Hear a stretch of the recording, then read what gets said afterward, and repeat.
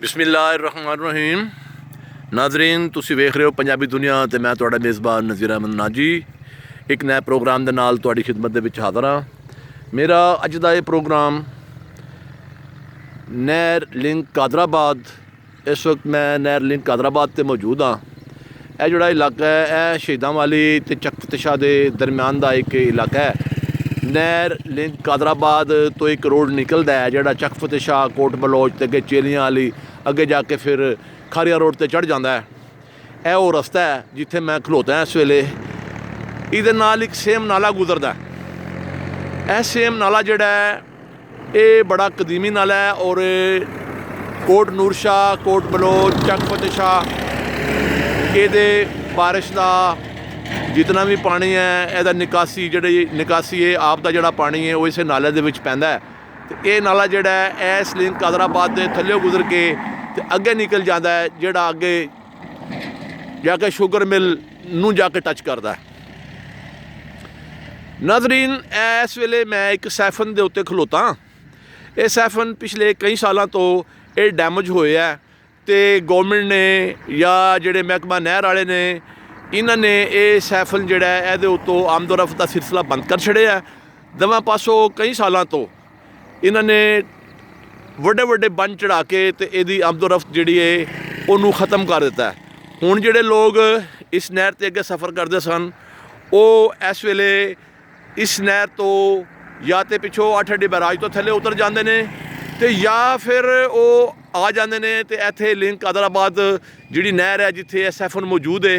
इस सैफन तो यह मेरे सामने तुसीं वेख रहे हो परली पछड़ी इस सेम नाले की भी सड़क है वो अगे जाके तो वो लखने वाले चक फतेह दरम्यान दे विचों ये जोड़े लोग ने ये उतों अगे पुली है उतों क्रॉस करके तो फिर ये वापस आउंदे ने पछड़ी तो यह सैफन जोड़ा है पिछले कितने ही सालों तो इस सैफन जोड़ा है यदा रस्ता बंद है। तो इस सिलसिले में ना तो कोई कभी किसी गौरमेंट के बंदे ने ये ध्यान किया तो ना ही किसी सियासतदान ने इस सैफन नूं मुरम्मत करन दी या इस प्रोजैक्ट नूं या जो भी यदा टैक्नीकल मसला है उन्होंने हल करने की कभी भी कोशिश नहीं की गई। बस उन्होंने समझा है कि आमदोरफ्त का एक सिलसिला टुर पिया तो बस काम जोड़ा है वो ख़त्म हो गया। तो मैं इस वेले अरबाबे अख्तियार अगे गुजारिश कराँगा कि यह जोड़ा सैफन है यदी जी मुरम्मत है वो बहुत ज़्यादा जरूरी है। तो नहर लिंक कादराबाद अगर खुदा ना करे कोई हादसा हो जाता है या कोई फ्लड आ जाता है या कोई मसला इहो जिहा बन जाता है तो ये चुके जोड़ा पानी है यह अगे बहुत कम गुजरता है और ये काफ़ी सारी मिट्टी शिट्टी भी डिग गई है जिहदे नाल सैफन जोड़ा है वो तकरीबन ब्लॉक हो चुका है। तो मेरी गुजारिश है इस वेले अपने मैंबरान असैम्बली अगे और जोड़े महकमे ये जिम्मेदार ने उन्होंने अगे कि इस सैफन का कोई ऐसा बंदोबस्त किया जाए ताकि यह फिर तो चालू हो जाए सही तरीके नाल। ये डंग टपाओ पॉलिसी जी है इनू ख़त्म करके तो मैंबरान असैम्बली नूं मैं गुजारिश कराँगा कि ये जी सैफन यह जोड़ा सैफन है इस सैफन नूं यदी मुरम्मत या यदी सफाई जी है वो करवाई जाए। तो इस तो अलावा नाजरीन यह वो जगह है यह नाल लिंक कादराबाद नहर है ये जनाब है सड़क जाती है अगे तो यह एक जी सड़क है ना यह जी इतों उतरती है इस सड़क के उत्ते इस वेले मौजूद हाँ।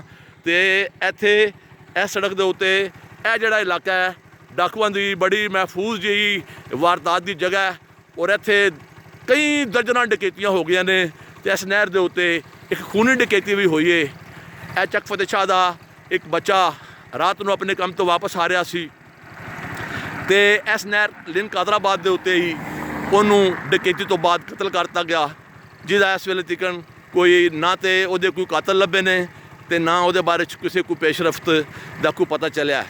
मेरी जनाब DPO साहब मंडी बहाउद्दीन अगे यह बड़ी गुजारिश है यह उन्होंने अगे बड़ा तरला है कि वो जोड़ा मासूम बच्चा शराज सी वो कातलों नूं गिरफ्तार करने वास्ते तमाम वसैल पुरवेकार ला जाए क्योंकि वो जोड़ा बच्चा सी वो बेचारा अपनी मजदूरी करके वापस आ रहा सी तो उसकी वालदा भी इस दुनिया में मौजूद नहीं है। तो मेरी उन्होंने अगे ये मेरा उन्होंने अगे तरला है उन्होंने अगे मेरी बिनती है कि वो इस केस ने भी प्रायरिटी के उत्ते लैन तो ये कातलों वास्ते ਆਪਣੇ तमाम ਵਸਾਇਲ ਜਿਹੜੇ ਉਹਨਾਂ ਨੂੰ ਖਰਚ ਕਰਕੇ तमाम ਆਪਣੀ ਜ਼ਹਾਨਤ ਦਾ ਇਸਤੇਮਾਲ ਕਰਦਿਆਂ ਹੋਇਆਂ ਇਹ ਜਿਹੜੇ ਕਾਤਲ ਨੇ ਜਿਨ੍ਹਾਂ ਨੇ ਇਸ ਨਹਿਰ ਦੇ ਉੱਤੇ ਇਹ ਲਿੰਕ ਕਾਦਰਾਬਾਦ ਦੇ ਉੱਤੇ ਇਹ ਡਕੈਤੀ ਦੌਰਾਨ ਉਸ ਬੱਚੇ ਦਾ ਮਰਡਰ ਕੀਤਾ ਸੀ ਉਹਨਾਂ ਨੂੰ ਗ੍ਰਿਫਤਾਰ ਕਰਕੇ ਕਾਨੂੰਨ ਦੇ ਹਵਾਲੇ ਕੀਤਾ ਜਾਏ ਤੇ ਕਾਨੂੰਨ ਦੇ ਕਟਹਿਰੇ ਵਿੱਚ ਲਿਆ ਕੇ ਤੇ ਉਹਨਾਂ ਨੂੰ ਇਨਸਾਫ ਦਿਵਾਇਆ ਜਾਏ। ਇਹਦੇ ਨਾਲ ਹੀ ਅੱਜ ਦੇ ਪ੍ਰੋਗਰਾਮ ਦਾ ਵੇਲਾ ਮੁਕਤਾ ਹੈ। ਆਪਣੇ ਮੇਜ਼ਬਾਨ ਨਜ਼ੀਰ ਨਾਜੀ ਨੂੰ ਇਜਾਜ਼ਤ ਦਿਓ। ਰੱਬ ਰਾਖਾ, ਖੁਦਾ ਹਾਫਿਜ਼, अस्सलाम वालेकुम।